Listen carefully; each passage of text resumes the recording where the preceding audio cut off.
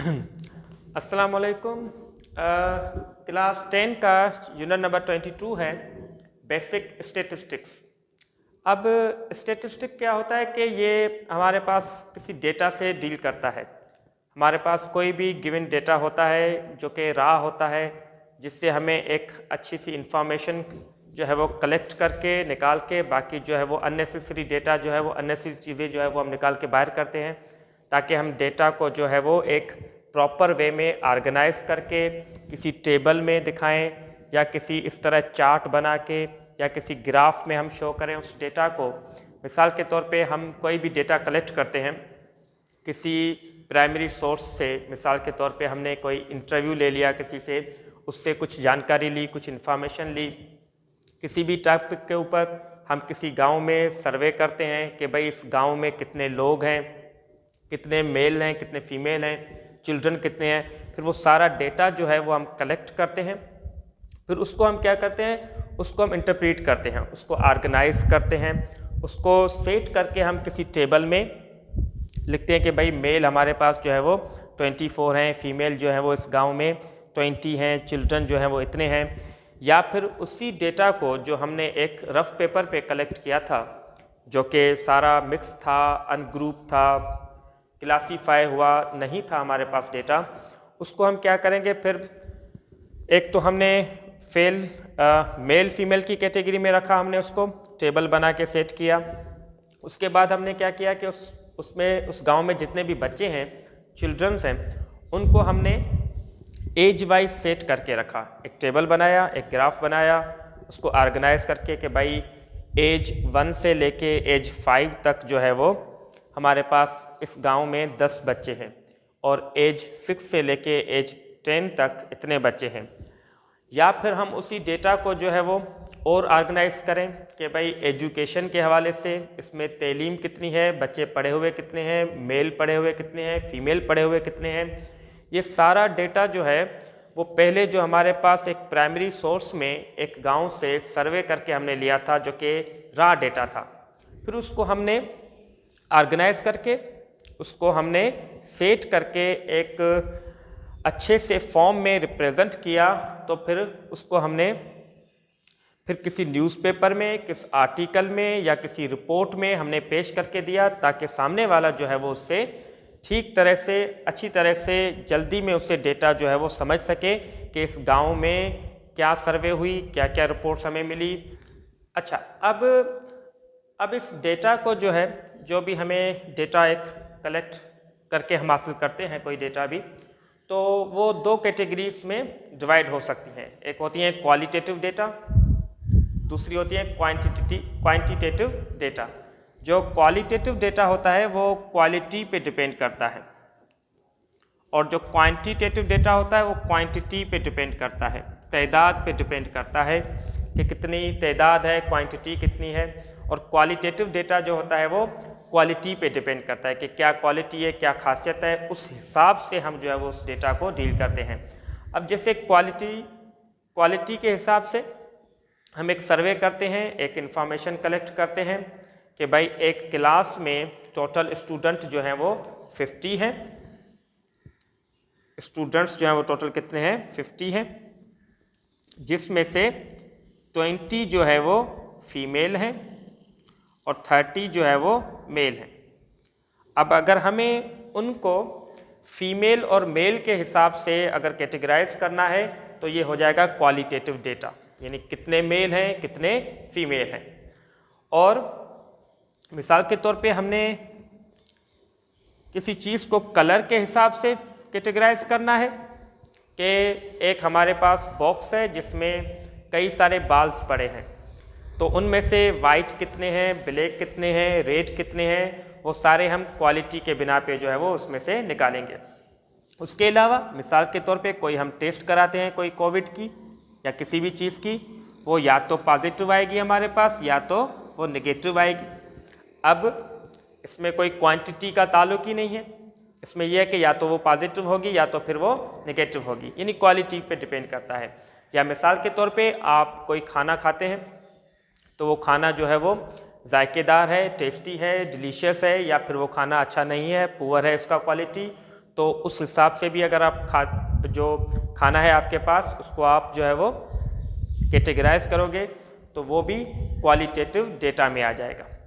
उसके अलावा for example आप किसी गांव में या किसी सिटी में या किसी कंट्री में आप एजुकेशन का मयार उसके हिसाब से डेटा निकालते हो कि भाई कितने लोग जो है वो पढ़े हुए हैं, कितने लोग जो हैं वो नहीं पढ़े हुए, कितने लोग इंटरमीडिएट तक पढ़े हुए हैं, कितने ग्रेजुएट हैं। तो अगर एजुकेशन लेवल के हिसाब से यानी एजुकेशन कितनी है उसके हिसाब से अगर आप निकालोगे डेटा तो वो भी क्वालिटेटिव के हिसाब से होगा, वो क्वालिटी पे डिपेंड करेगा।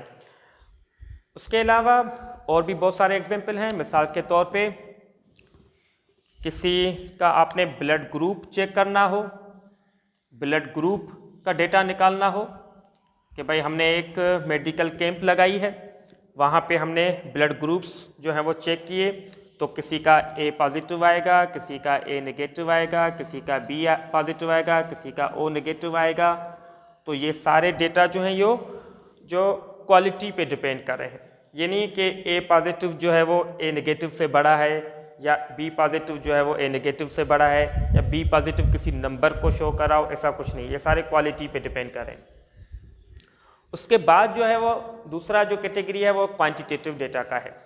क्वांटिटेटिव डेटा में क्या होता है, क्वांटिटी पे चीज़ें डिपेंड करती हैं कि भाई क्वांटिटी कितनी है।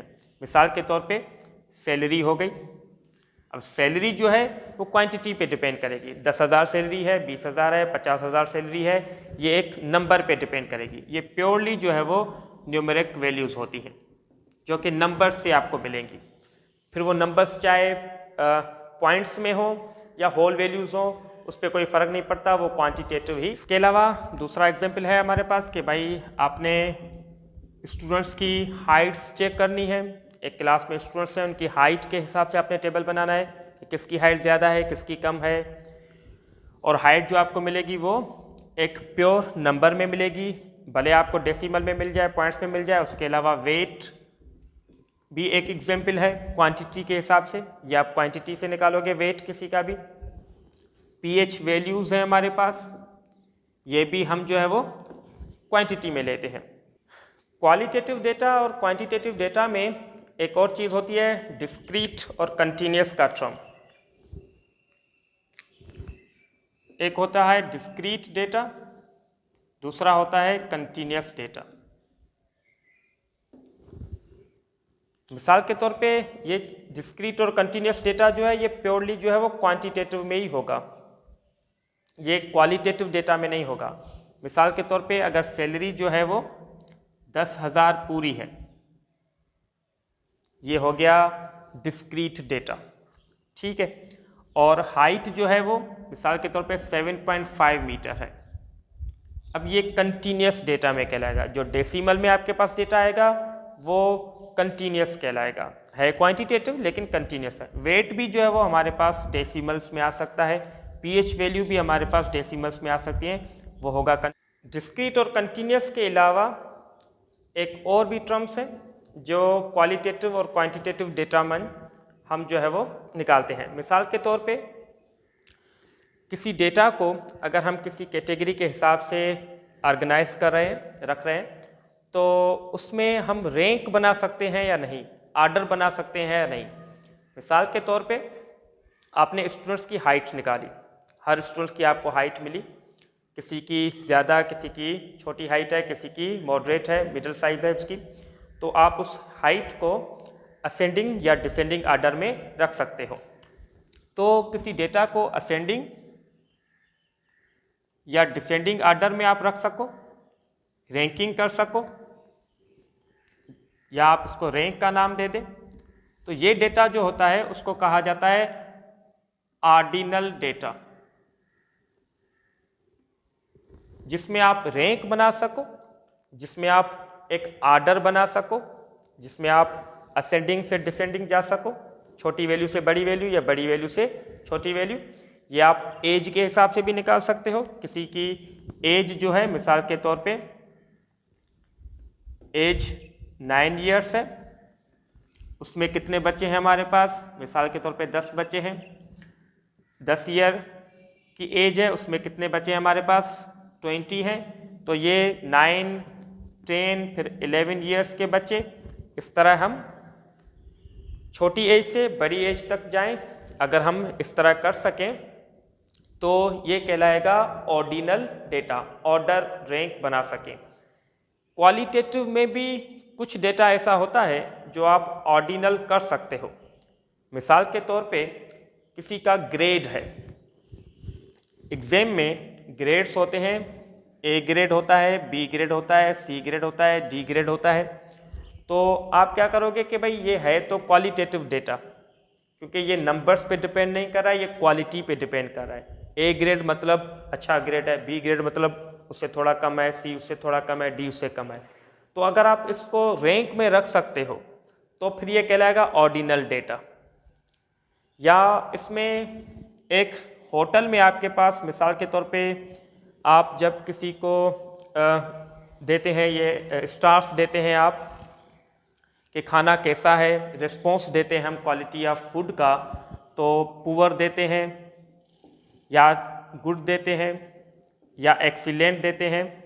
ये जो हम बता रहे हैं, ये जो हम उसको जो है वो वोट दे रहे हैं कि भाई खाना अच्छा है, ख़राब है, बहुत अच्छा है, ये डेटा जो है वो आप किसी आर्डर में रख सकते हो कि भाई पुअर जो बताया खाना, जो भी कस्टमर्स उनके पास आते हैं खाना खाने के लिए होटल में, पुअर जिन्होंने बताया वो 20 थे, गुड जिन्होंने बताया वो 15 थे, एक्सीलेंट जिन्होंने बताया वो 8 थे। तो अगर आप डेटा को जब किसी टेबल में सेट करोगे कि पुअर जो है वो वोट देने वाले कितने थे, गुड वोट देने वाले कितने थे, एक्सीलेंट वाले कितने थे, तो अगर आप इसको अच्छे से बुरे की तरफ रैंक करके रख सकते हो तो ये कहलाएगा ऑर्डिनल डेटा। लेकिन कुछ डेटा ऐसा होता है क्वालिटेटिव में, क्वांटिटेटिव में सारे डेटा को जो भी हैं सबको जो है वो आप, क्योंकि वो न्यूमेरिकल वैल्यूज़ हैं, उन सबको आप ऑर्डिनल ही कहोगे। लेकिन क्वालिटेटिव में कुछ डेटा ऐसा होता है जिसको आप ऑर्डिनल कहोगे, कुछ जो होता है उसको आप ऑर्डिनल नहीं कहोगे, उसको कहोगे नॉमिनल डेटा। अब नॉमिनल डेटा, मिसाल के तौर पे आपने ब्लड ग्रुप का डेटा रखा हुआ है। अब ब्लड ग्रुप में ये नहीं कि ए पॉजिटिव जो है वो ए नेगेटिव से जो है वो रैंक में बड़ा है, या बी पॉजिटिव ए नेगेटिव से रैंक में छोटा है, तो आप ए पॉजिटिव वाले पहले रखो फिर ए नेगेटिव वाले पहले रखो। या जेंडर वाइज अगर आप रख रहे हो, मिसाल के तौर पे फीमेल्स कितनी है हमारे पास, 20 हैं, और मेल कितने हैं, 30 हैं, तो आप चाहो तो मेल पहले रख लो, चाहो तो फीमेल बाद में रख लो, इससे कोई फ़र्क नहीं पड़ता, क्योंकि आप न्यूमेरिकल नहीं जा रहे, आप क्वालिटी के हिसाब से जा रहे हो, और वो भी ऐसा डेटा जिसमें आप रैंकिंग कर नहीं सकते, उसका कोई फ़ायदा नहीं होगा, वो मैटर ही नहीं करता। या आप कलर की बात कर लें, आप कोई ऐसा टेबल बनाओ कि जिसमें बताओ कि ब्लू कलर के बाल इतने हैं इस बॉक्स में, ब्लैक कलर के बाल इतने हैं, वाइट कलर के बाल इतने हैं। या कोविड की रिपोर्ट आई है कि भाई एक टेस्ट आपने कंडक्ट किया किसी कैंप पे कोविड का, जिसमें पॉजिटिव जो हैं पेशेंट्स जो हैं वो आए 3 और नेगेटिव के लिए जो पेशेंट आए वो आए 15। तो इसमें रैंक आप नहीं कर सकते, तो ये डेटा कहलाएगा नॉमिनल डेटा।